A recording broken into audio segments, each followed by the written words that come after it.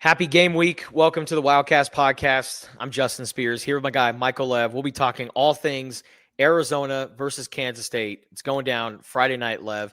Kind of feels like the season is starting, right? It feels like now is the time where we're really going to see if Arizona can enjoy the fruits of their labor and what was a pretty crazy and busy offseason, rebuilding the roster, changing up the coaching staff a little bit. We've seen a lot of good things from this Arizona football team through the first two games, but it was also against a bad Hawaii team, against a really bad FCS opponent in Weber State. Now it's here, Lev. The start of the Arizona football season is here. Yes, it's kind of interesting how this season mirrors last in terms of how the schedule is set up. Like they opened against a Mountain West team last year in New Mexico. Then they faced an FCS opponent. They won both of those games, but it's not like you were feeling good coming out of it, right? Like the defense was pretty bad in that first game, and the offense was bad in the next game. I would also say that, New Mexico last year was probably a better opponent than Hawaii. They had Devin Dampier and Luke Wysong, who are now in the Big 12. And I would say that NAU was a better opponent than Weber State. NAU ended up having a pretty good year. They started the season ranked. I would also say that Arizona played better in the first two games this year than last year. We don't have as many question marks about them heading into this third game on a Friday against Kansas State on Fox, which is exactly how it was last year. But we do still have some questions, and we will address some of those in our mailbag segment. Yes, sir. And we'll address some of those in our Big 12 Bonanza, where we'll get a little bit more in-depth into this big matchup on Friday. Jordan Hamm from Sports 360 AZ will be joining the podcast here in just a little bit, and we'll go through a pretty solid Big 12 football schedule this week. And then that includes a deep dive into this Arizona-Kansas State matchup, and that's how we're going to end the podcast and provide our picks. But, Lev, real quick, before we get into the mailbag, I did simulate the Arizona-Kansas State game on College Football 26. Okay. And it did not end well for the hosting Wildcats, Arizona. Kansas State won 20-19. Okay. And it was due to poor clock management by Arizona towards the end. The video game, it's not super realistic. You know what I mean? Like Arizona, they didn't spike the ball. Like it wasn't poor clock management from Brent Brennan and company. It was poor clock management from EA Sports. So Arizona lost 20-19, but I blame EA Sports, not the coaching. Were they in field goal range, or could they have gotten into field goal range? No, they were close. I mean, they were around midfield, and then the clock just ran out. And I'm like, what? What's going on here? Like, this is not what would actually happen in a real game, or at least I hope it wouldn't happen. So yeah, AI, we've made a lot of advancements with AI in general, but I feel like with sports video games, it's lagging behind absolutely the curve. Like, I play Madden still, and I like franchise mode, and you can still pull off trades with, the computer teams that they shouldn't make. Yeah. Like any sort of the logic, the AI with managing games, managing teams, still a ways to go. And considering how much information is out there these days, right? And how much analytics and data are used to make these types of decisions, I don't think it would be that hard to program these things into games correctly, right? Like, drives me nuts, even though it's like, yay, I got a fourth down stop. Like, why are you punting the ball, computer, when you have 4th and inches at the 50-yard line? Like, we got to work on that. I know. Come on. All right, Lev. Let's get into the mailbag questions. Yeah. We got plenty, man. Yeah. All right. So I love this guy's handle. It's fake Jed Fish. It's at faux Jed Fish. He asks, is the Big 12's top good enough this year to make a serious argument for 2 playoff teams, or did the ACC being potentially okay at the top derail that? Okay, well, there's obviously a long way to go in determining, those 12 playoff spots. The ACC is interesting in that Florida State is seemingly a lot better than we thought. Miami is good, as we thought. Clemson might not be as good as we thought. So those are probably the top 3 candidates. There's another ACC team that I like that we'll talk about a little bit later in the show in our pick segment. But a lot of it depends too on like what the schedules look like, right? You can easily not face the teams that you're in contention with in your conference because the conferences are so big. Yeah. And it's probably too soon to really start having a serious discussion about college football playoff contenders in the Big 12. I'd say the stock is falling for ASU in that regard. They have not gotten off to a good start. Everyone's kind of jumped on the Utah bandwagon. TCU is one to watch. I mean, they beat the crap out of North Carolina in that Monday night game. Then they had a bye week, so people aren't really talking about them or thinking about them. And Texas Tech is probably in that mix as well. And of course, Iowa State, which is 3-0 and will be Arizona's opponent after both of them have a bye next week. What do you think? Yeah, I'm all in on the Big 12 having multiple teams in the CFP conversation this year. I mean, and I think that's why the conference went away from the preseason media poll. They wanted to go away from the narratives, right? I mean, and really the only narrative going into this year was ASU defending champs. They have their quarterback back. They have Jordan Tyson back. Their head coach is still there. They return a bunch of guys on the defensive side of the ball. So ASU was the trendy pick to win the conference, and they still could, right? Even though they lost to Mississippi State, they could still very well win the conference. And man, what a blunder that was for ASU. We'll talk to Jordan about that coming up later on in the podcast. But man, they came back and they rallied. I thought Arizona State was going to get dog walked in that game by Mississippi State. Like it was trending that direction.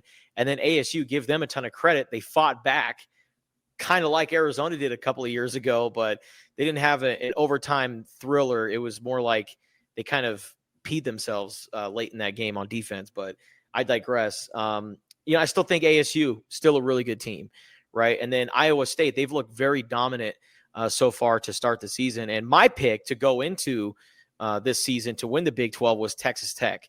I like the idea of them, kind of literally putting all their chips on the table and going all out for, in the transfer portal and building up a roster, because this is really the last year that you could do kind of pay for play with NIL.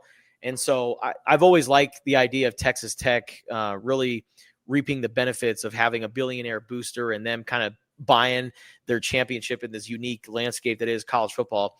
And there's just a lot of great teams in the Big 12. And I think the fact that they didn't have the media poll, they didn't want to have the narratives, and there's a lot of really good teams, and there's still a lot of football to be played, right? I'm not saying that Arizona is a world beater here, but I've been encouraged by their start so far. And if they can somehow be maybe 3-1 after the 4-game stretch, right? Maybe losing to Iowa State, winning this week at Kansas State, Arizona football would be in a really good spot. So yeah, the Big 12 from top to bottom, I think, is pretty good.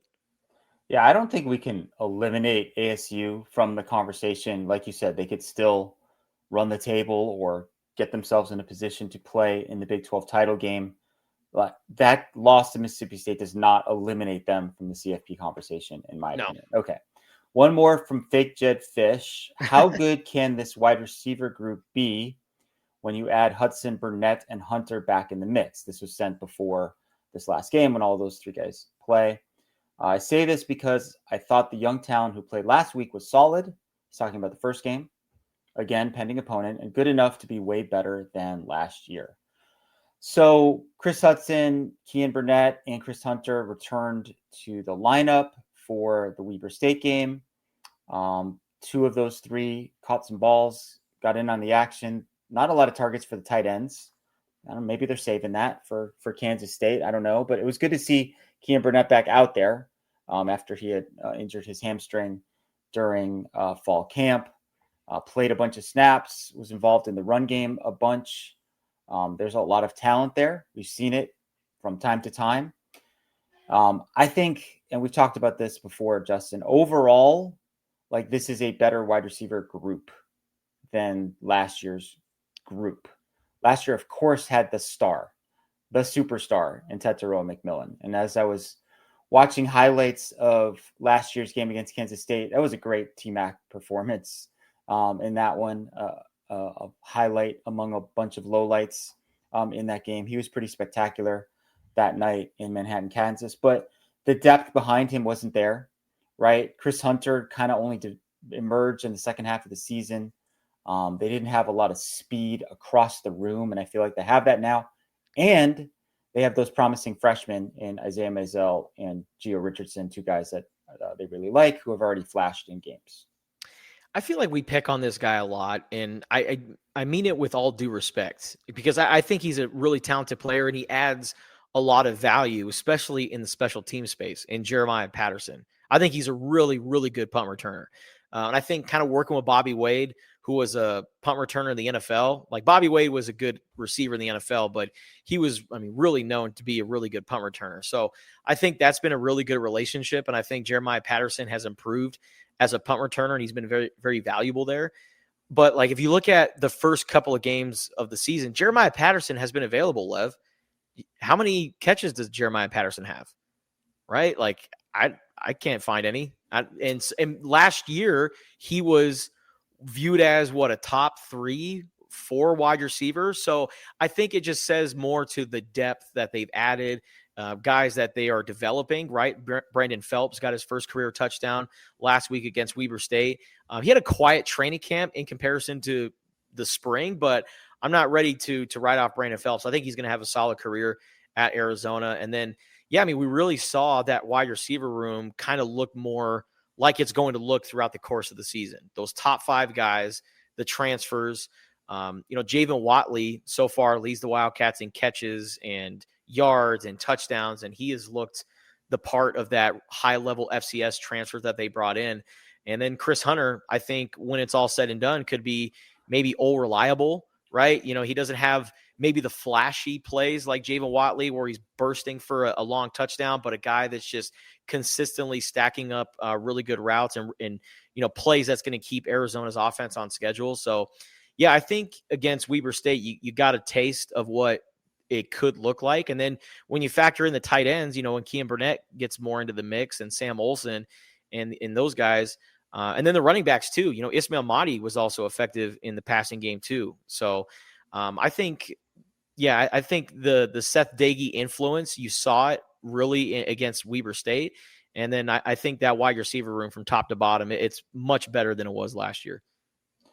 Agreed wholeheartedly. Okay. Logan Davis asks, what is the status of the Big 12 acquiring more schools in conference realignment? Feels like we're in the 7th inning of realignment. More is coming before things settle down for a few decades. There were strong rumors, even reports, and I think there was a meeting among the athletic directors or presidents or both about UConn, right? Possibly bringing UConn aboard, primarily for, as a basketball asset, although pretty competitive in football under Jim Mora. That did not happen. There were also rumors at one point that Utah was considering leaving. I don't know if there was anything substantial to those whatsoever. I don't like these conferences to be any bigger than 16 to me is the max. Yeah. Right. I'm an advocate of divisions. Like I would have 2 8-team divisions and you play like everyone in your division and have like 2 crossover games. Then the champion is determined by, whoever wins the divisions. I just think like it's tough when you're in 14th place or whatever, about 5-6 games into the conference season. Like, what are you playing for? What are you hoping for? But I would also say that Brett Yormark is constantly on the lookout for ways to build the conference, whether that's like literally making it bigger, like with more teams or new revenue streams, more exposure.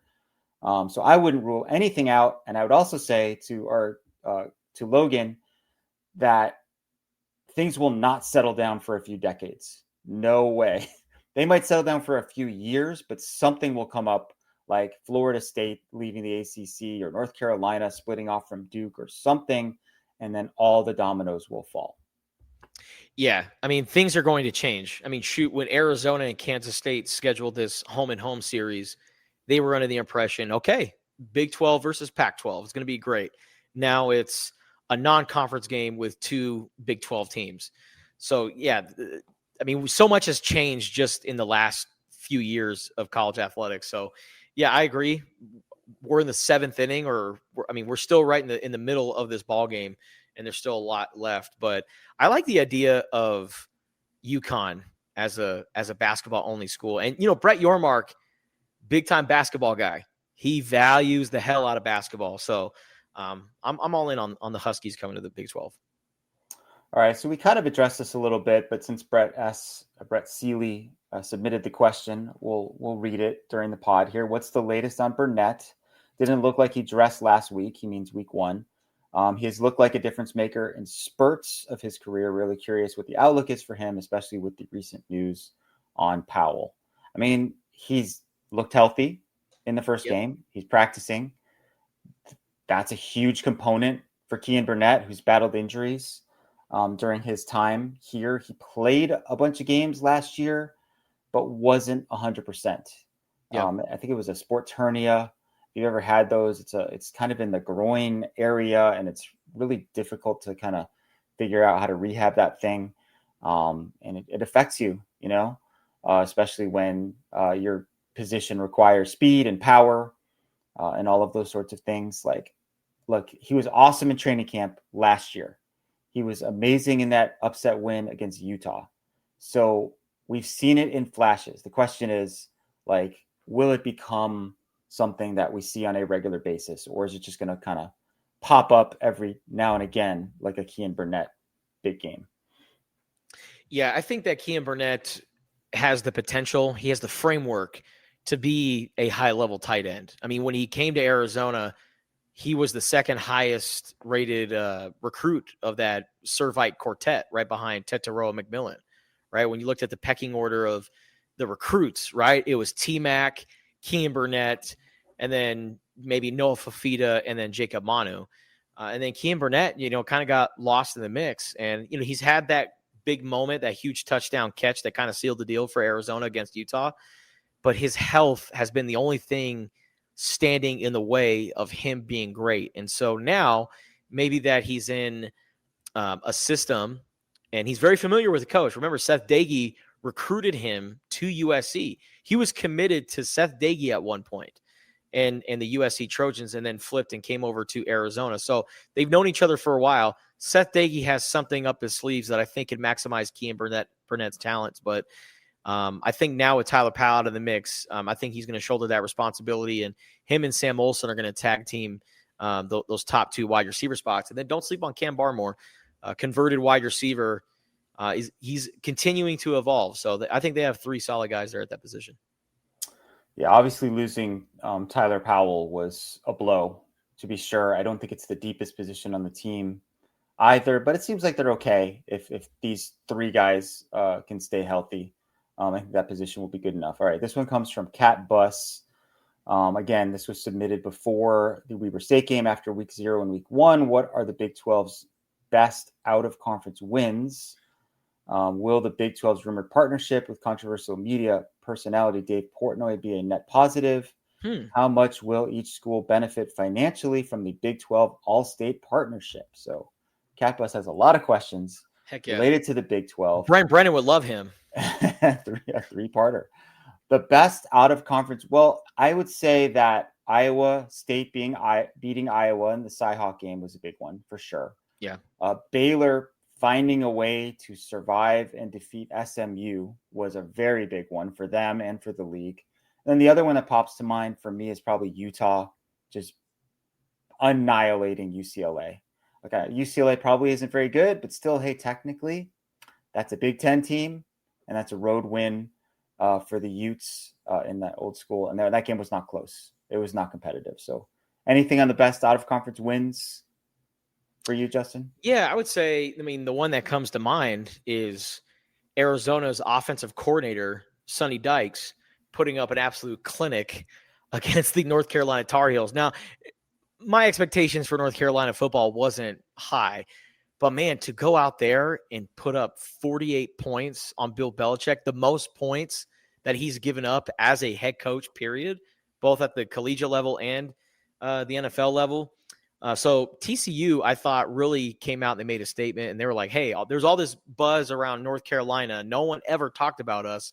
And I thought Josh Hoover, their quarterback, man, that guy's a stud. Maybe one of the most underrated quarterbacks in the Big 12 right now. So I thought TCU setting the tone against North Carolina, I thought was one of my favorite wins of the year for the Big 12. Yeah, if Josh Hoover continues to play like he did in that game, he is going to rise up draft boards, and it would not surprise me if at the end of the day he ended up being a top 10 pick No doubt.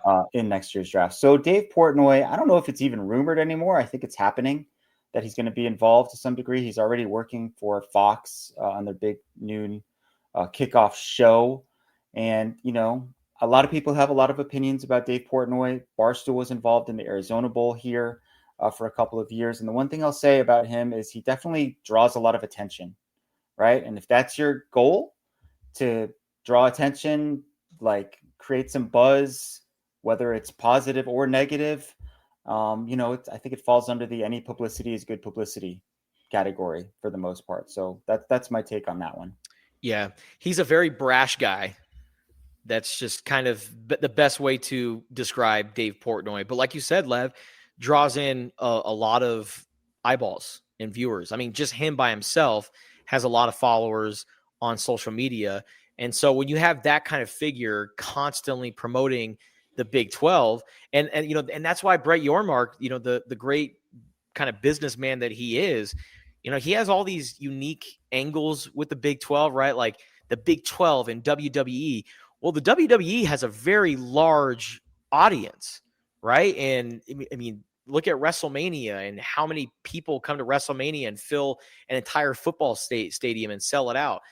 They have a lot of viewers globally, and the fact that the Big 12 is in alliance with the WWE, I think it's good for the popularity of the league. And Brett Yormark is trying to figure out ways to grow the league that's kind of a little bit different than leagues like the SEC in the Big Ten. So, yeah, it's I know it's a very controversial thing to be partnered with Dave Portnoy and Barstool, but I mean, the Big 12 is doing something that's going to get them more attention, and it's something that's different than what the other leagues are doing. Yeah, and then his question about Allstate. So, for those who aren't familiar, the Big 12 reached a multi-year partnership with Allstate, the insurance company, to launch the Allstate Championship Series. So there will be an Allstate Commissioner's Cup, which is awarded like a point system for achievements, conference championships, graduation rates, etc. It'll become the presenting sponsor of all Big 12 Olympic sports championships. It will be a major sponsor in the marquee events such as the football championship game, men's and women's basketball. There were reports and rumors at one point in time, Justin, that the conference itself was going to change its name, kind of like a naming rights deal for the conference. This is kind of a step below that. I think this is better. I don't love the idea of like your conference itself, like being called the All-State 12 or whatever, especially when there are 16 teams. But I think this is probably a good thing for the league. I mean, this is a very solid company. You see the commercials all the time. That guy, I can't remember the actor's name. He was on 30 Rock. He's in the, he's the one who he messes everything up for everybody, right? Creates all these accidents. Oh, Mayhem? Right. Yeah, Mayhem. Yes. Mayhem, yeah. Yeah. So that's a very good and effective ad series. I think this is a strong brand. And it's a good thing for the league if you can get this type of, solid, consistent income, especially to support the sports that are, the ones that are below that, football and basketball level. Forever, my All-State guy will be the guy who played Pedro in Major League. He was the All-State guy from like the 2000s. Oh yeah. Oh yeah, of course. He also was President Palmer in 24, right? Yes, yes. Oh my gosh. Yeah. I don't know the actor's name. I just know him as the All-State blanking. guy and Pedro from Major League. That's all I know him as. But I think this is a really good thing for the league. That's Dennis Haysbert that you're talking about. Dennis Haysbert. Okay. Yes. How is this going to contribute to revenue share, Lev? How is this going to like benefit the schools? Because like I look at that as like, okay, are they going to fulfill the revenue share and help out some of these schools reach their obligations? Because remember, each school has to raise their own money. You know what I mean? So I don't know. yeah, That's a great question. That's a question for Desiree Reed Francois, who we should try to get on the podcast, I think, we should. at some point, right? Wouldn't that be Yeah, fun? that'd be awesome to have Desiree on. I mean, she's kind of busy, Very but I much don't know. so. Maybe during a bye week or something, if she ever has a lull in her schedule.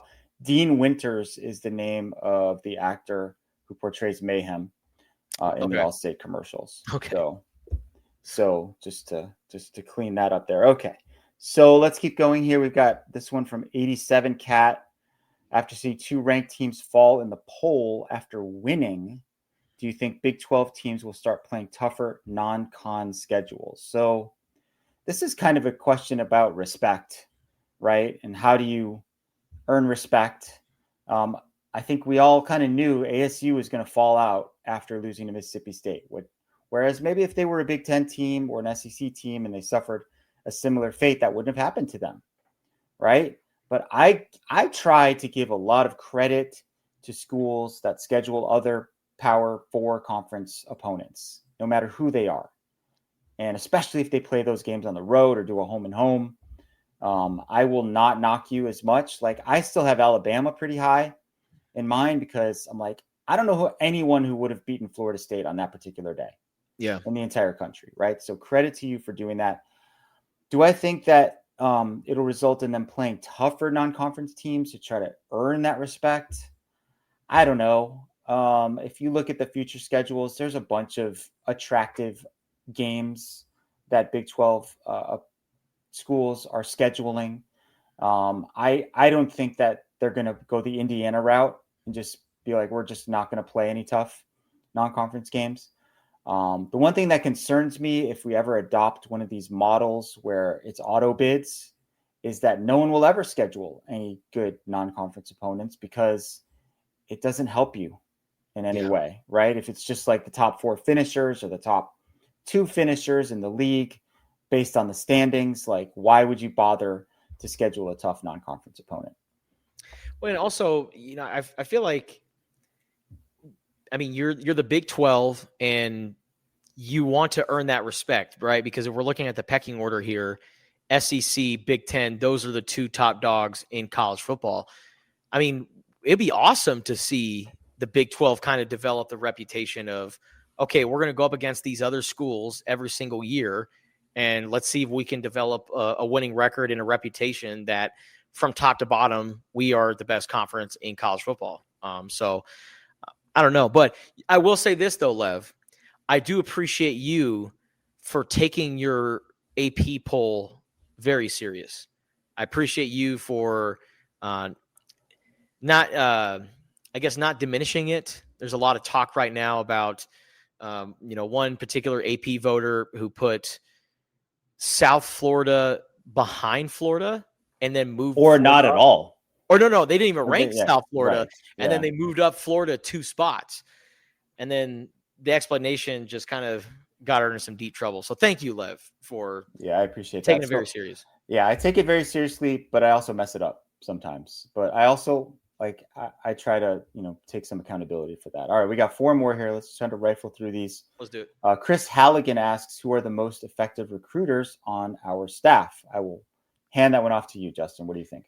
Man, well, I mean, we've heard from coaches, and Seth Dagey is a really good recruiter when he talks to the families and he gets the guys on campus. Really personable guy, looks you in the eye, kind of no BS guy, and he's a very detailed guy. Like his recall on certain things, it's just absolutely insane. He's got just such a unique brain. And so I enjoy talking to Seth Dagey. And if you're really like a football person, then you will love talking with Seth Dagey. And then I also think we've heard a lot of good things about Joe Salavea, because Joe Salavea, like Seth Dagey, looks you in the eye. And he's also a guy that he can easily motivate you, but he can motivate you in a way where he's not like I guess, degrading you or, calling you certain names. He just has this unique way of just really pushing the right buttons and getting the best out of you. And then when he talks to parents, I mean, he's a parent himself. Like the parents can relate to him, and he's just an awesome, genuine guy. So I'll probably put Joe Salavea and Seth Dagey as maybe some of the top guys. Yeah, my picks for this, Joe Salavea is definitely one of them, and I think another reason is that he's very deeply connected in the Polynesian community. Yes. Right? From whether it's here on the mainland or in on the islands. If there's a good Polynesian line prospect on either side of the ball, Joe is going to find them. He's going to develop a relationship with them and possibly get them to Arizona. On the other side of the ball, Alonzo Carter has been a very good recruiter for San Jose State. I think he's picked up where he left off here at Arizona. He's got a lot of connections in the Northern California. He says, like, he had something funny to say about, like, Texas, I'm coming, or something. Like, he's gonna be in Texas a lot, I think. There are a lot of good running backs and a lot of good players in the areas where Arizona plays now. He's very confident. He's kind of brash, and he kind of tells it how it is, and I think that when you're genuine, that really leads to, relationship building, and people can sense when you're fake, and I don't think Alonzo Carter is fake. Okay. The last three here, they're all from Cat Backer. Cat Backer asks, is Coach Gonzalez auditioning for his next head coaching position by his press conference antics? He knows that if he can get this defense playing well, it positions him pretty good to get another head coaching job. I think that's probably true to some extent. I don't think it's like top of mind for him. I think that's just how he is. He likes to talk. He likes to talk about football. He likes to interact with us in the media. And it's been extremely educational, I would say, for us. I don't think Danny's like actively sending out his resume, but if the right opening came up, I'm sure he would be interested. He's not even 50 years old.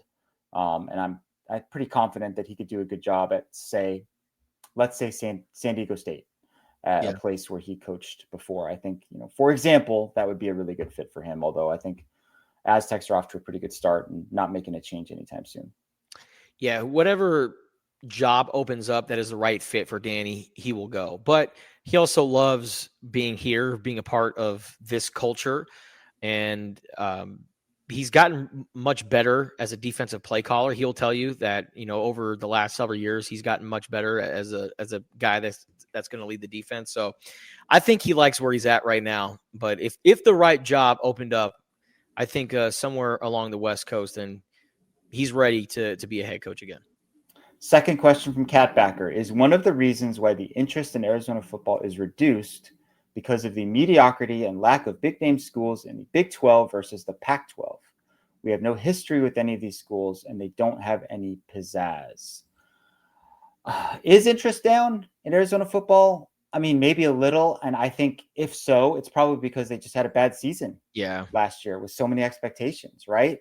So if they had had the season that we thought they could have, they'd gone 8-4 or something last year, I think interest would be greater than it is. I'm interested to see what the crowd looks like for Friday's game. It's a huge game. It's easily the best matchup. It's a good starting time, but it's also a Friday. So maybe it's a little bit more difficult.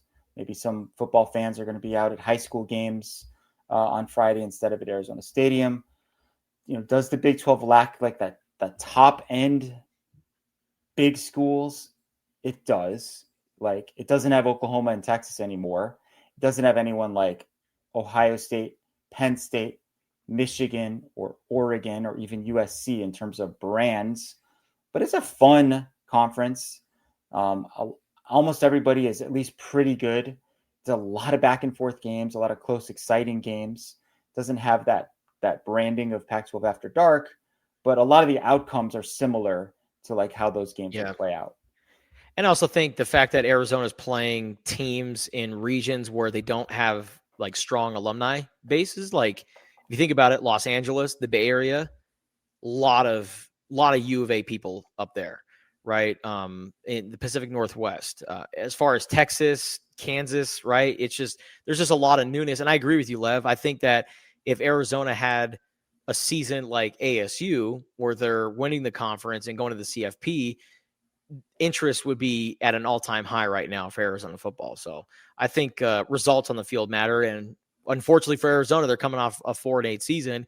And folks in Tucson, especially when it comes to football, they're always in wait and see mode. Let's see if this team is worth watching, and then they'll start to come. But a big game against Kansas State on a Friday night, I think it'll draw somewhere around 42 to 45,000, maybe. Yeah, it also takes time to develop these rivalries, right? Like give it a few Repetition. years, right? Yeah. So last one from Catbacker, because of Noah Fifita's size, shouldn't he be throwing more on rollouts out of the pocket with the threat to run? He gets buried in the pocket with his vision limited by the size of the OL and DL. I think they've done that a little bit, and I think they're going to do it more moving forward. I don't think Seth Diggy showed everything. I really liked how Noah did stay in the pocket on that touchdown pass to Brandon Phelps. I thought that was a good example of him being patient in the pocket. I like how he's gotten away from pressure at times this year. He's really good at throwing on the run, opening up his hips, making those throws running to his left from his baseball days as a youth. But I think it's a good point, and I think we'll see more of that moving forward here in Seth Diggy's offense. And also, I think, Seth Diggy isn't really showing his full hand. And I think, these two games, it's important for Noah to get that confidence in the pocket and operate in the pocket and not just constantly having to rely on rolling out. And like I said initially, I think that there's still a lot to this offense that we have not seen. But I mean, Noah has shown that he is a much better runner this year than he was last year. And there are more design plays for Noah to get outside of the pocket. But even if a play collapses and he's inside the pocket and needs to move out, I mean, he showed last week against Weber State, he can make those plays with his legs. But Arizona's offensive line also has to make sure they're not holding. Because, I mean, in addition to his 5 touchdowns, Noah could have easily had 2 rushing touchdowns last week. So his legs are a weapon. He seems to have just more of a plan if the pocket breaks down. Yeah. Now, whereas last year it was sort of like he was retreating, or he was just like, he led the nation in throwaways. Remember that?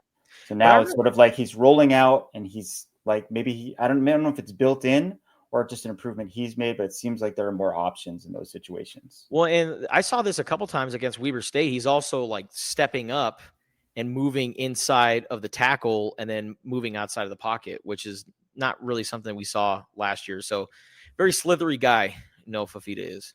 Ready to bring in Jordy? All right, we've got him. The man of the hour, Jordan Hamm. How we doing, fellas? From Sports 360 AZ. What's shaking, man? How you doing? Just chugging along here. We're just scooting through football season. So busy time, but always, I think both of you would agree, a really fun time. Before we get into Big 12 picks for Big 12 Bonanza, you just got back from Starkville.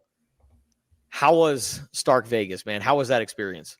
It lived up to the hype, certainly. And that crowd is incredible. The atmosphere was great. A lot of really nice people along the way. Yes. So that was great. And then, they came ready to play, and you saw what happened, how they were able to, put ASU kind of on their heels at the beginning of the game and then hold on. It was almost the inverse of the last time they played the previous year. So I don't think either head coach would agree to play each other on a regular basis, just how stressful these games are. But like, this could be a really fun series if they go back and forth so many times here in the future, if they ever want to match up. Where did you fly into, Jordy? So I did the flight into Birmingham, stayed with a buddy in Tuscaloosa, and then Tuscaloosa is about 90 minutes from Starkville. So interesting. Multiple stops, but made it work, and it was convenient, and got to see some friends along the way. So, and isn't that what the journey's all about, right? The friends we make along the way. No doubt. Yes. When I was stuck in Starkville, or stuck in the Southeast back in 2016 for baseball, I drove through Tuscaloosa and flew out of Birmingham. That was the way to do it. So there's a really good and famous barbecue place in Tuscaloosa that I went to that the name escapes me. I'll try to find it here. This is before you were on, Jordy, Justin and I both couldn't think of the names of the actors who appeared in the Allstate commercials, Dennis Haysbert and Dean Winters. So it's just, I don't know. I don't know what Justin's excuse is. Like, I'm getting old and like I can't remember anything. Justin's only 30, so he should be a little sharper, I feel like. I just know faces. Like That's the thing. I don't think I could have said the names, but I would have been like, oh yeah, the president from 24 or Pedro Yes, Serrano. exactly. President Like Palmer. Yeah, I would have known that, but Yeah. It's Dreamland Barbecue. okay. That's the one thing. I wish I had like an extra day out there just to go explore, because it really was, and you guys know how the travel sometimes can be. It was got home at 3 and I think I was on the road at 5:30 the following day, on Sunday to hit the flight, and got in Friday evening. So definitely wanted to do some more exploring, but it just wasn't in the cards this time. Man, I'll never forget when I asked for food recommendations and the guy said, there's a really good Mexican food place down the street. I'm like, dude, this is Starkville, Mississippi, man. I'm not in for Mexican food. I guarantee there's not a place within 800 miles of here that's going to rival anything that I'm accustomed to. So, that's like last year.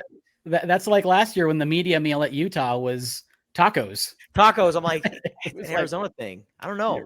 Right. What's going on here? Are you trying to welcome us, or what are you saying? Yeah.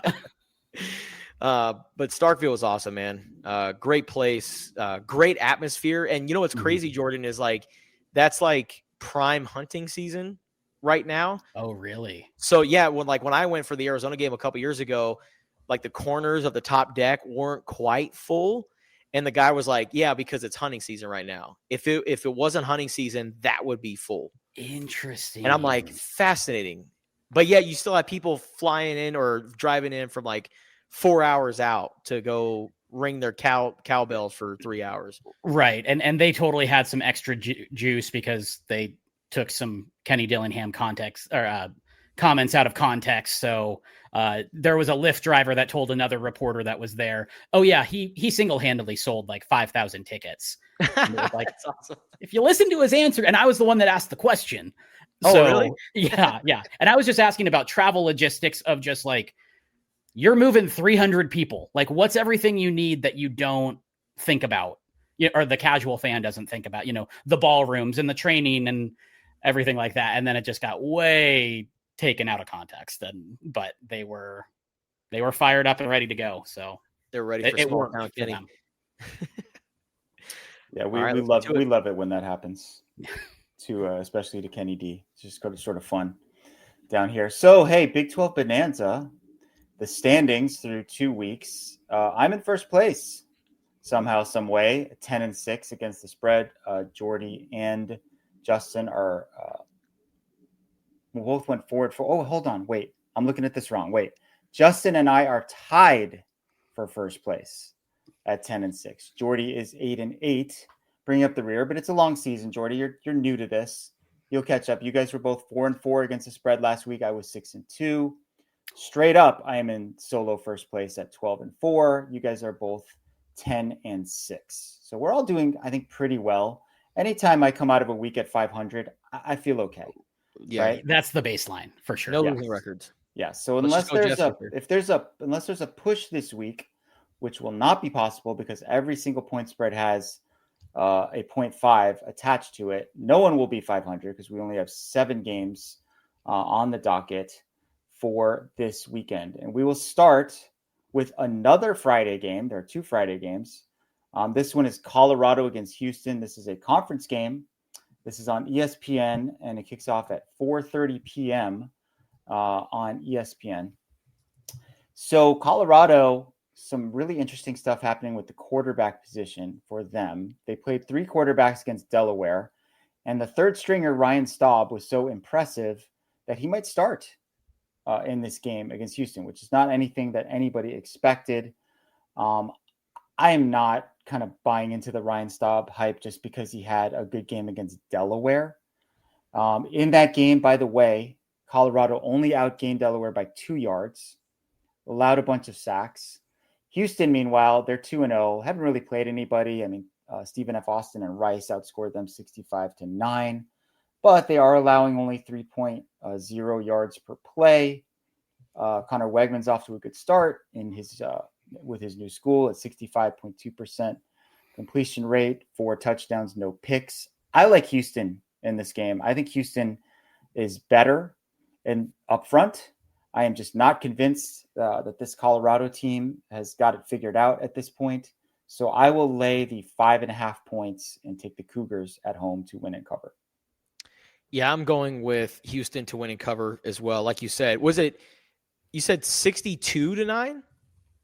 65-9. They've outscored their 65-9? first 2 opponents. Yeah. Yeah. And so the fact that, I mean, I know Stephen F. Austin and Rice, they're not really anything to write home about this year, but, kind of like Arizona, you play a couple of nobodies and you go out and you thump them. You take care of business. And so their new quarterback, Connor Wegman, the transfer from Texas A&M, I think is in a really good spot right now. He's playing some good football, has not turned over the football yet this season. Has, I think, 4 touchdowns and no interceptions. So I like what he's been showing so far, and I like Houston to win this game and cover. I'm right there with you guys. I think Houston's going to cover. I am not convinced of what this Colorado team's supposed to look like, what it's going to look like. And much like Justin just said, like, Houston took care of business and did what they did. And the defensive numbers stand out to me more than the offensive numbers of just like, yeah, an inferior offense. We're going to take care of business. And I feel like Colorado has a lot to figure out on offense. So I think the Houston defense will take care of it. All right. We're all taking Houston, which is probably means that you guys should bet Colorado in this one, right? Take that 5.5. Okay. We're going to skip the Kansas State Arizona game for now. And cover that one at the end. We're going to move into the Saturday slate, where we begin with the backyard brawl between Pitt and West Virginia. This game is at 12:30 p.m. Arizona time. It is on ESPN. This is a long-time heated and hated rivalry. The last time that Rich Rodriguez participated in one of these games was 2007, and it was a pivotal game. They had a chance to go to the BCS championship. I think they were ranked second in the country. Pat White, all that. They were 10-1, and they lost 13-9 at home to a 4-7 Pitt team coached by Dave Wanstead. So that is a painful memory for Rich Rod and a painful memory for West Virginia fans. Last week did not go well for the Mountaineers either. They lost 17-10 at Ohio. They also lost their number 1 running back, Jaheim White, for the season. They lost Jaden Bray, one of their top wide receivers, for the season. They scored only 10 points. They went 2 for 13 on third down. They had 250 total yards. So none of that is very good. And I kind of like this Pitt team. I think they're underrated. They've outscored their first 2 opponents 100 to 16, I think. Duquesne and Central Michigan. They outgained Central Michigan 464 to 217. Eli Holstein, I think, is a good quarterback. He leads the ACC with a 200 efficiency rating. He's completing 70.6% of his passes, 8-2 touchdown to interception ratio. I like Pitt in this one. I just don't think West Virginia is there yet to win a game like this on the road. Pitt is laying only 6.5. I think they can definitely win by more than a touchdown. So I am going to take the Panthers to win and cover the 6.5. They lost the heart and soul of their offense, Jaheim White. I mean, that guy was everything for that team. And so how do they go about replacing him?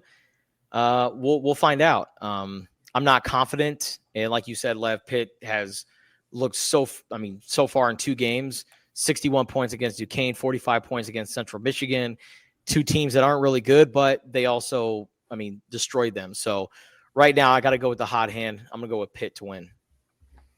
I'm going to go Pitt to win, but West Virginia to cover. It's a rivalry game. Those things get weird. There's a lot of pressure now on Pitt. They were already the better team coming in, and there's some injuries on West Virginia's side. So maybe West Virginia can keep it close. I think that Nico Marchiol is going to be a really good quarterback for them, especially down the road. But obviously he has some disadvantages here with some injuries on that side of the football. But I'm just going. My logic is college football. So that's why it's going to be a close game, and West Virginia is going to cover. I like it. Just to clean something up, Pitt's outscored its first two opponents. The total is 106-26, not 16. In that one, I cannot read my own scribblings. That's more what it is. It's my handwriting. Should be a doctor, man. An issue. Yeah. No. Well, there may have been a time in my life where that was a consideration, but no, too much school, and probably too much science as well. Okay. So moving on. Also in that 12:30 window, we've got OSU, but not Oklahoma State. This is our old friends, Oregon State. They are visiting Texas Tech. This game is on Fox. This is one of several games coming up here where it's a pretty big point spread. When I sent you guys the picks, it was 24.5 that Texas Tech is laying against Oregon State. Again, this is a team in Texas Tech that really hasn't played anybody. Arkansas, Pine Bluff, and Kent State outscored them 129-21. They're first in the league in points per game, yards per game. Defense is allowing only 202 yards per game. How much do we buy into all that? Who knows, right? I mean, these are low-end opponents that they faced. Still, you got to like Baron Morton, completing 73.9% of his passes, 7 touchdowns, no picks. Adam Hill has rushed for 205 yards, averaging 8.9 yards per carry.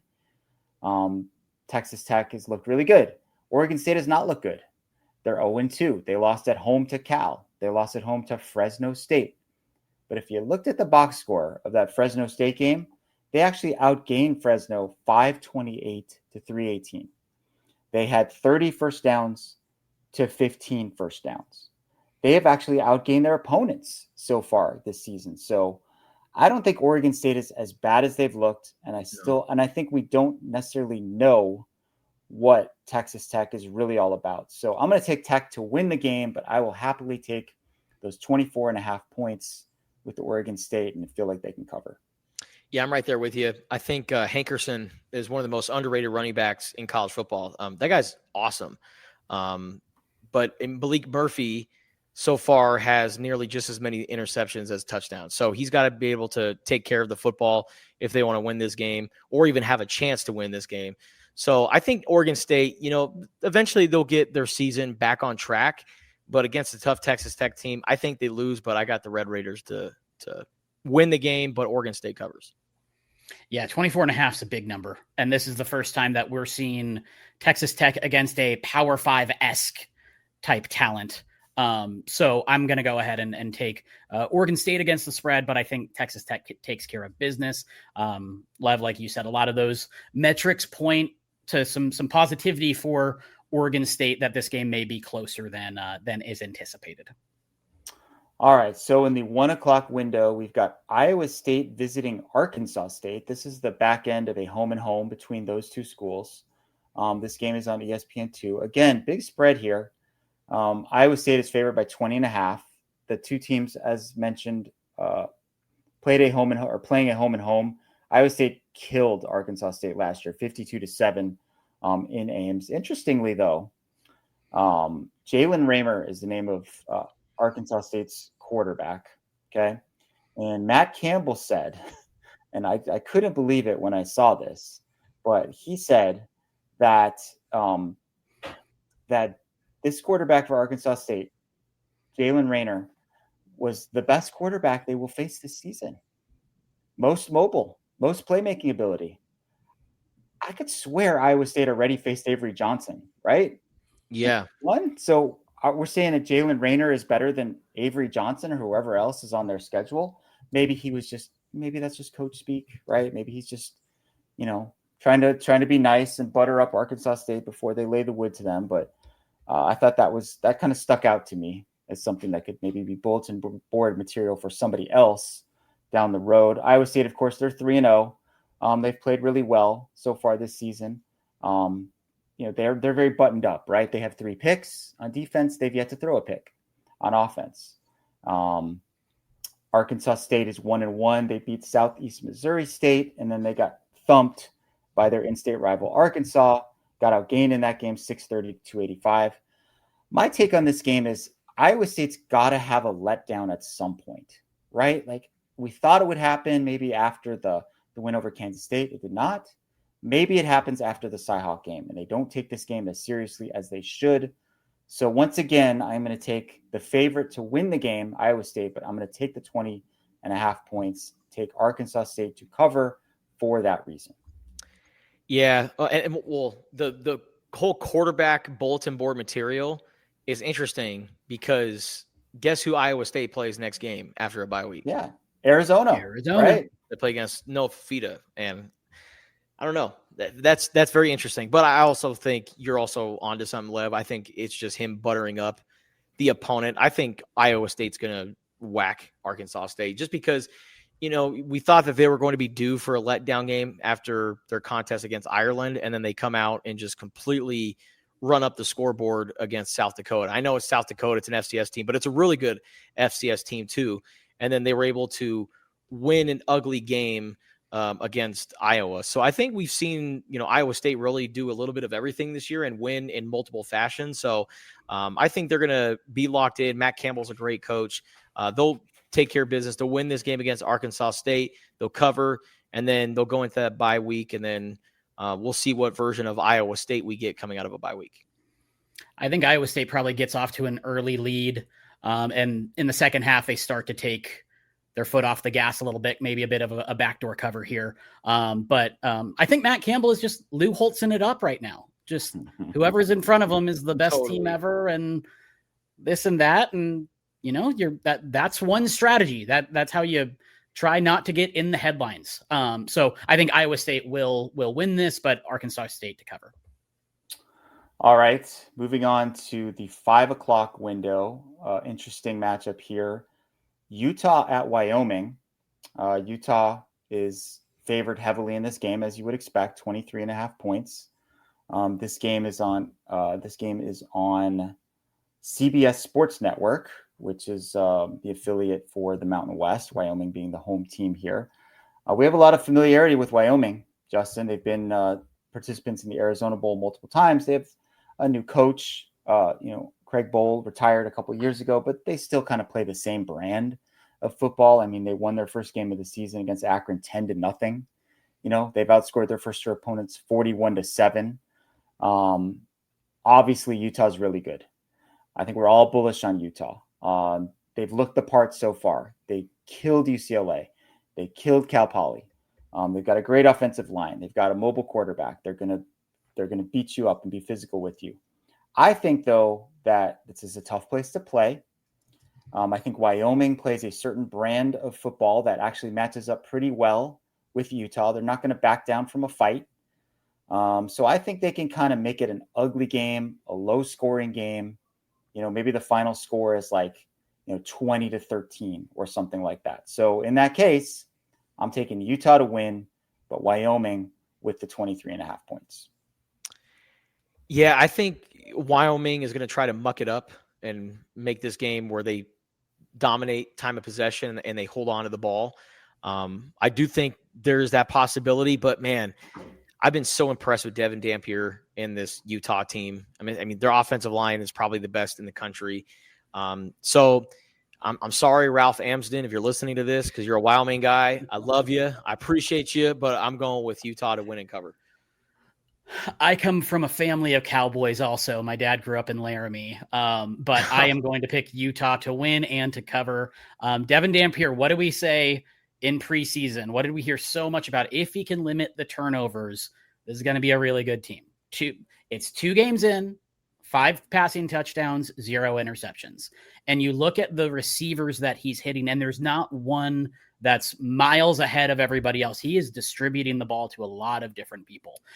So yes, I think Wyoming can certainly make this a game and make it a little, muck it up a little bit, as you put it, Justin. But Devin Dampier is the perfect quarterback to have in that situation where it's, okay, you're going to make it difficult for us to pass or to try to slow down the football.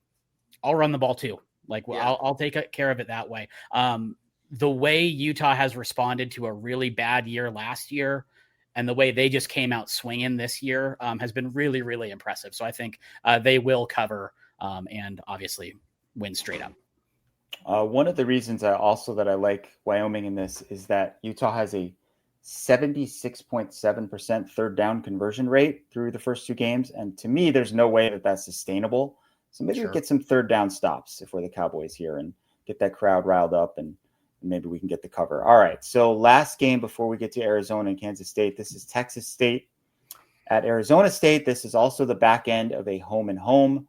Arizona State went down to Texas State last year and won a really close competitive game. This is the TNT game this week. It's at 7:30. Texas State is getting 15.5 points, and I'm going to turn things over to Jordy for his analysis on this one before I jump back in.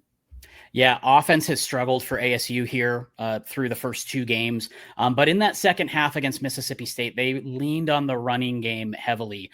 And I think kind of what happened this offseason is there was so much talk of Cam Scatterby. What's going to happen when you can't replace him, when you can't do this, when you can't do that? It turns out they have three very capable backs that collectively can certainly do that. But I think they were starting to try to go to the pass a little bit too much. And I think you can still have a similar identity that you did last year, where you're giving the ball to Kanye Udo, who rushed for over 100 yards. You're giving the ball to Raleek Brown, who rushed for over 100 yards.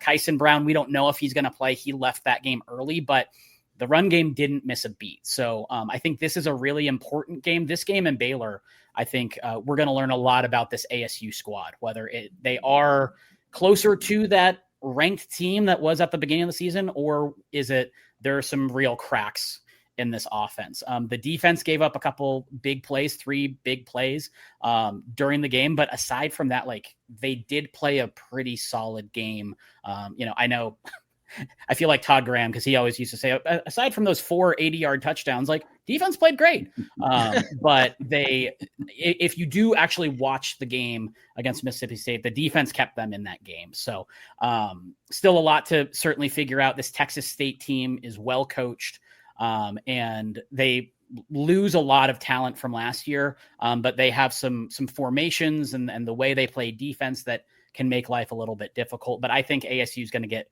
back on track here.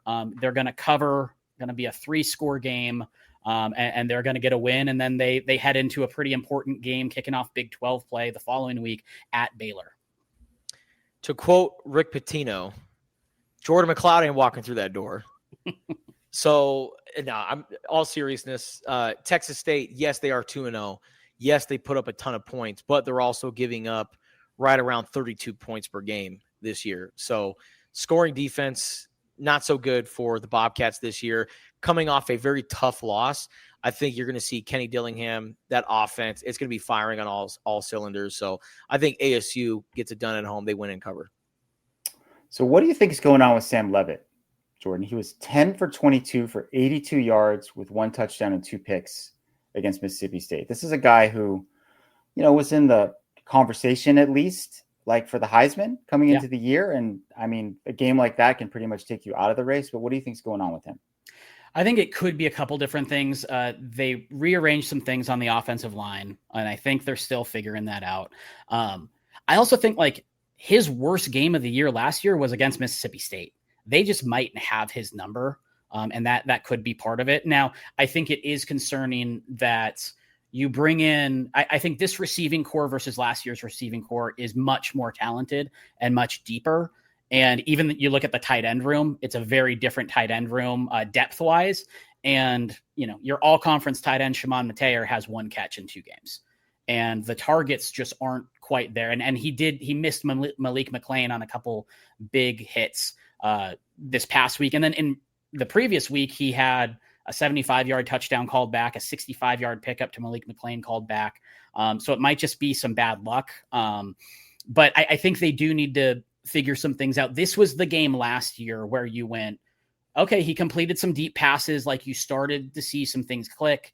They went on the road, lost to Texas Tech, where he played fine. He didn't play good. He didn't play bad. And then he had that Kansas game, and away we went, where Sam Leavitt really stepped his game up. So I don't know if it's just he's a slow starter. It takes a little bit.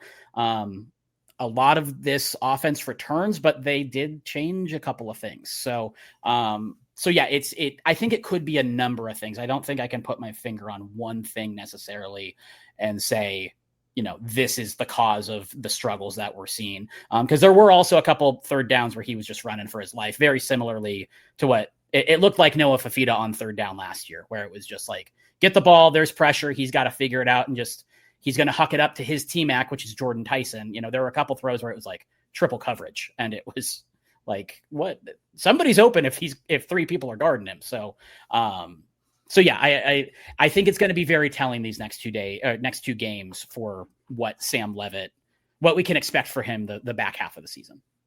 Yeah, a little bit concerning for me is that Jordan Tyson has a 47.5% target share through 2 games, 28 out of the 59 targets. And the next highest guy is 8 targets. Yeah. So that also reminds me of Noah Fafita last year, where he was locking in on one receiver and maybe not running the offense, although the offense itself wasn't anything to write home about. Also, ASU is last in the Big 12 in third down conversions, 20.8%.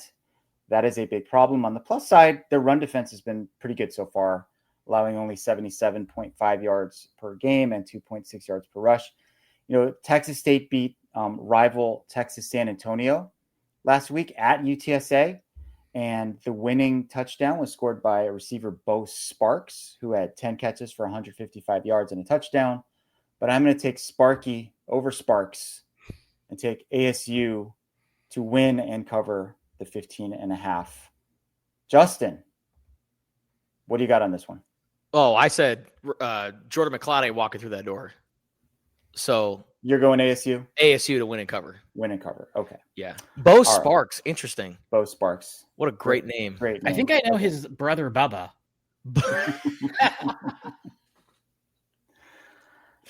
All right. What if that was like, hey, this is his dad. Feel old yet? Yeah, Bubba Sparks' kid playing at Texas State. I'm looking up Bo Sparks. Oh, boy. Okay. Bo Sparks. Great name. This is what I was hoping to add to this podcast, really. By the way, Bubba Sparks performed at SeaWorld over the summer. Part of that incredible lineup they had. That is a Mad Lib I was not expecting. Yeah. They don't list his parents' names in the bio here, so I don't know. I don't know what Bo Sparks' parents are, what their names are. I'm investigating report this week. I know he was at Utah Tech previously. His hometown is El Paso. I know he had a really good game last week. So, all right. Anyway, we have one more game here on the docket, right? And that would be Kansas State against Arizona, another battle of Wildcats. This is a 6 p.m. start on Friday on Fox. Loving the 6 p.m. start. Fingers crossed, knock on wood, we do not have any weather like we had last week. So we can all get out of there at a reasonable hour.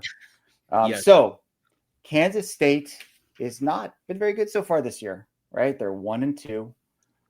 They are last in the Big 12 in rushing at 109 yards per game. That is one less yard than Avery Johnson himself had against Arizona last year. That is a crazy stat to me. Maybe they get Dylan Edwards back this week. I guess he's questionable, kind of 50-50. That would be a huge boost for them. He was a difference maker in that game last year with that punt return that he brought back. There was also a play that I highlighted in this week's Cat Stats where I talked extensively about Avery Johnson's running. The biggest, longest run that Avery had in that game was a read option pull.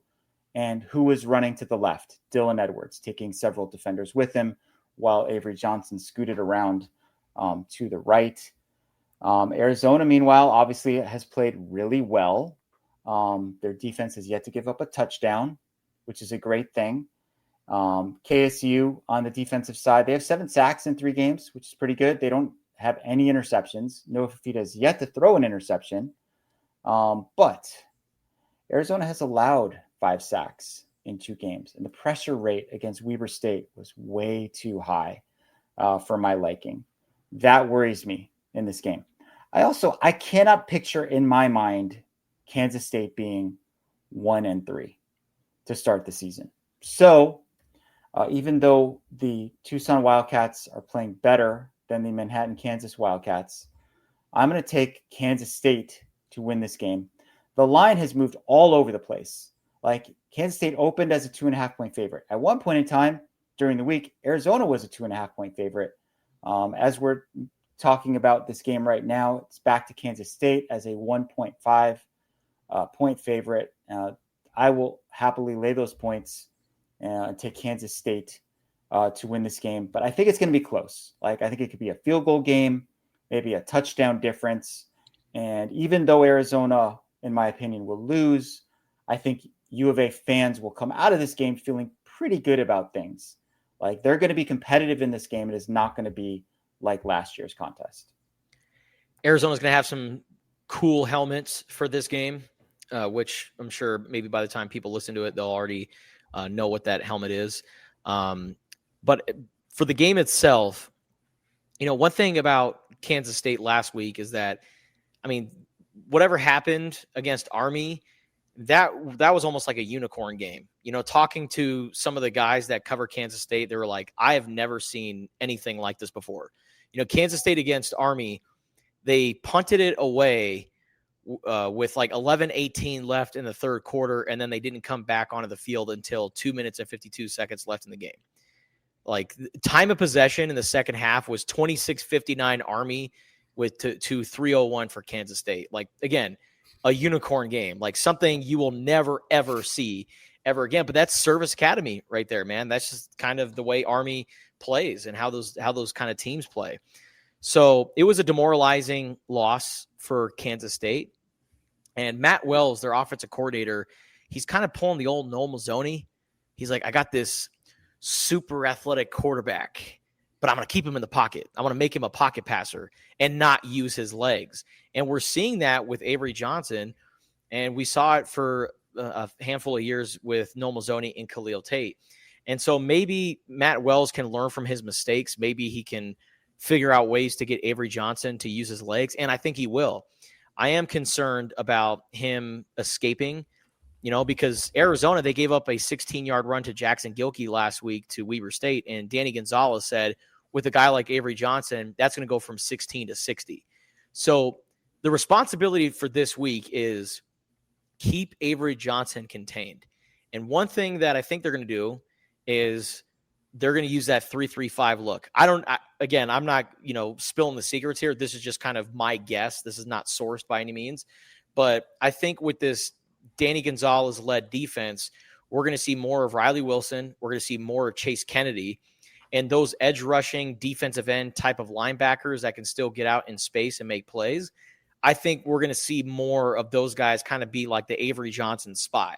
Your eyes are on this guy. You just have to make sure that he doesn't get outside and break off for some big runs.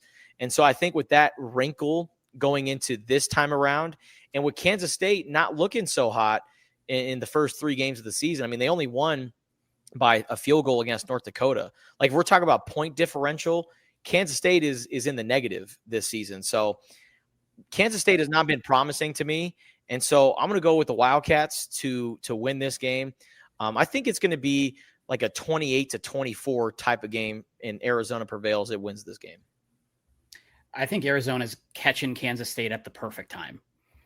You're coming off a bad loss. You expect a big push from Kansas State. But this is the gauntlet they've already had to go through and the injuries that they've had. I just think this is a completely different game if it's in the middle of October versus where it is right now. I would have liked to see what Arizona Stadium would look like on a Saturday game for this. Like, what would that crowd be? I think Friday there's going to be some there's probably a decent amount that are out at high school games. So, what's the environment going to look like? But I think U of A wins this game. And Kansas State creates a lot of crazy mismatches with their very athletic quarterback.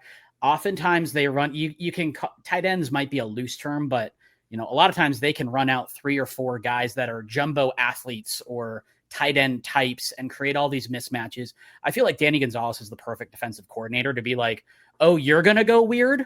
Well, my defense is going to go weirder. And let's have, the safety line up at D tackle and do this and do that. So I think they're certainly prepared for a lot of the wrinkles that Kansas State can do. And I think that this is going to be a big win, and who knows where it goes from here. But I just think Arizona, while much inferior opponents the first 2 weeks, they did everything they were supposed to do against that quality of competition. There was no got to shake the rust off, got to do that. Did the offense look incredible against Hawaii?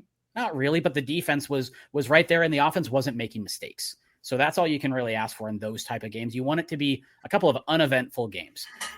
So I think Arizona takes this one in a pretty big non-conference but conference win. I think.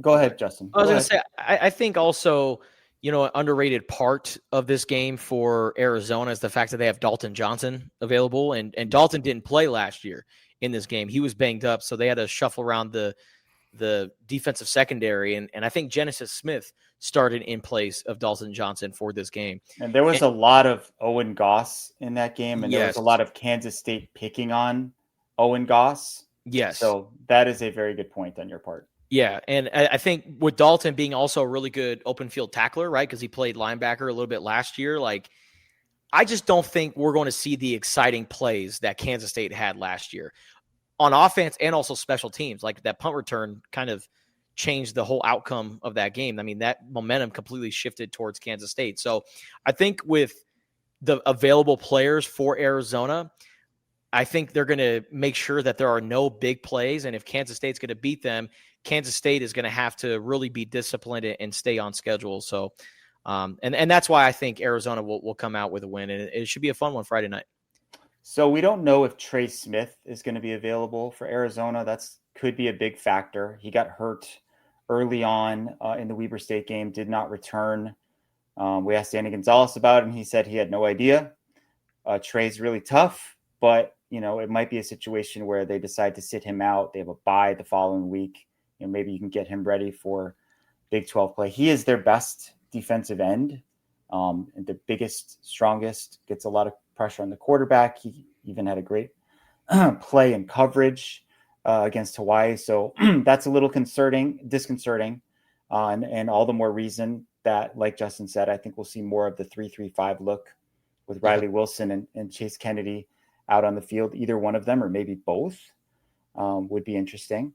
So that's one factor. And then, you were talking about, Jordy, like the looks that Kansas State will give you and the looks that Danny Gonzalez, he talked a lot about like the picture that is presented pre-snap versus post-snap. Mm-hmm. So this will be a good one for the football junkies out there to watch when Kansas State's offense and Arizona's defense are on the field, like what you think is going to happen right before the snap and then what actually happens.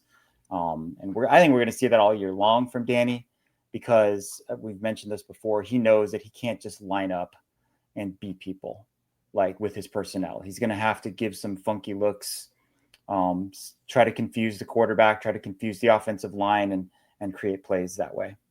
And you just know how thorough Danny is about just like life and like the history. Everything. Of yes. Like it's even if he did home repairs. Yes. Even if he did have the superior talent, like you're telling me he wouldn't just like sit there and just be like, okay, well, we got the better talent. Let's just run our script. He's gonna, all right, how can we maximize, like squeeze the most juice out of this orange to make sure that we are giving up negative yards, by the end of it. If Don Brown is Dr. Blitz, Danny Gonzalez is the mad scientist. Totally. That's just the way it is, man. He's all right. Real quick before we get out of here, guys. Who won the Trey Spivey Gunnar Maldonado trade between Arizona and Kansas State? Can we declare a winner at this point? No, we can't declare a winner because Gunnar has been coming back from injury. But from what I've heard, VJ Payne and the Kansas State safeties, while they are good, they have struggled a little bit this year. And so I've been hearing maybe we see more Gunnar Maldonado moving forward now that he's healthy. I would say, like, as of right now, I'd give Arizona the edge in that one because Trey Spivey's healthy and Gunnar Maldonado is coming off of a knee injury, right? So, and I think also when you looked at Arizona's roster, bigger need for them at wide receiver than safety. No doubt. They have a really good deep safety core even without Gunnar. So for those reasons, at this point, I would give Arizona the edge. Not a real trade, by the way, just sort of two separate transactions where guys ended up on the other sides. Yeah, too early to actually give an actual assessment of this, but solely based on availability, Arizona has won it so far. Yeah. You saw Trey Spivey play in high school, right? Yeah. Jordan? Yeah, he was over at Hamilton, and there were a bunch of guys. That was the same team with Genesis Smith and Tay Brown, and There's a Husky to Wildcat pipeline that happened a couple years ago with a lot of really good players. And Gunner played for Iguana at Chandler, right? Yeah, I can't remember. He was probably the Iguano to Garrettson transition. But I mean, Gunner was one in his senior year, just like this, much like we saw with U of A, just this heat-seeking missile, and just this guy who wasn't the biggest guy by any means, but would just like lay people out that were 5 inches taller than him, and have some pretty crucial picks, and could play a pretty good like center field as a safety. Yeah. Danny Gonzalez said that he was the first coach to give Gunnar Maldonado a scholarship offer back in 2018. First Power 4 offer. First Power 4 offer. Yep. So awesome. There's always a connection of some sort, right? Totally. Well, and didn't he say? He said a lot of things. Danny Gonzalez says a lot of things. Like, we got a Uno competition within the family. We got a Lute Olson reference, I think, right? A solar heater on his pool. Yeah. While his wife was away. There was all kinds of stuff in that one. I'm just so happy and jealous for you guys, because like the dude can just hold court and you never know where it's going to go. And I mean this all as a compliment. Like he's a fun guy to cover, and fun guy just to, even when it's away from journalism, talk to him and, just hear his thoughts on whatever. When Lev said, there's always a connection, right? And then all of a sudden he pulls out, oh yeah, Matt Wells. When he left New Mexico, I went to his house and I redid his flooring, like the flooring of his entire house. I was the guy who quarterbacked that project. And I'm like, this guy's the most interesting man in the world. Totally. Always a connection. Yeah. All right. That'll do it for this episode of the Wildcast podcast. Make sure you subscribe, rate, and comment on Apple and Spotify. Jordan, thank you so much for joining us, man. Absolutely. Appreciate you. That Jordan Hamm from Sports 360 AZ joining us. Jordan, what's your weekend looking like? What's the coverage at Sports 360 looking like? I'm double dipping. I'm headed to Tucson on Friday and then covering ASU Texas State on Saturday. So I get to see both teams here back-to-back days. So excited about it. For all the coverage of the Wildcats and the Sun Devils this season, make sure you follow Jordy on Twitter and also check out his coverage at sports360az.com. Also find myself or my work and Lev's work on Tucson.com and the Wildcaster mobile app. And as always, subscribe, rate, and comment to the Wildcast podcast. Appreciate you guys for listening and watching.